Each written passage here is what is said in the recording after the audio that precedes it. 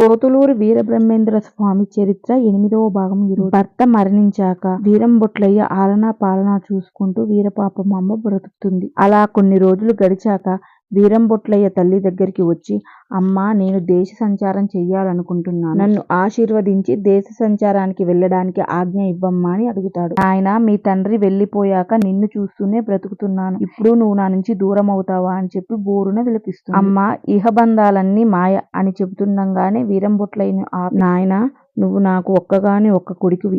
నేను నీ కన్న తల్లిని కాదు అని నువ్వు వెళ్తున్నావా? ఎంతమంది పిల్లల్ని పెంచుకునేవారు లేరు? అందరు పుత్రులు ఇలానే చేస్తున్నారా నాయనా అని అడిగింది. అమ్మా, వీరభోజాచారి పత్నివి మీరు.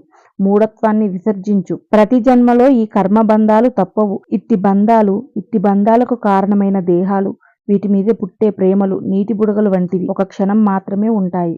అమ్మా, నువ్వు వేదాలు అభ్యసించావు. నేను చెప్పింది విను తల్లి. దేహాన్ని నమ్మకు. ఇది శాశ్వతం కాదు, ఇది అశాశ్వతం. ఇట్టి దేహంలో ఉన్న పరమాత్మను తెలుసుకో. మలమూత్రాలతో నిండిన ఈ దేహం నశించక తప్పదు. అంతవరకు తన కుమారుడు అనే భ్రాంతి ఉన్న వీరపాపమాంబ పొరలు తొలగిపోయాయి.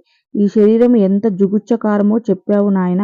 శరీరం పుట్టకకు కారణమైన పుణ్యోత్పత్తి గురించి చెప్పమని అడిగింది. అప్పుడు పోతులూరి వీరబ్రహ్మేంద్ర స్వామి ఏమి జ్ఞానోదయం చేశారో రేపటి వీడియోలో తెలుసుకుందాం. నా వీడియో కనుక మీకు నచ్చితే లైక్ చేయండి, షేర్ చేయండి, కామెంట్ పెట్టండి, సబ్స్క్రైబ్ చేయండి ఫ్రెండ్స్.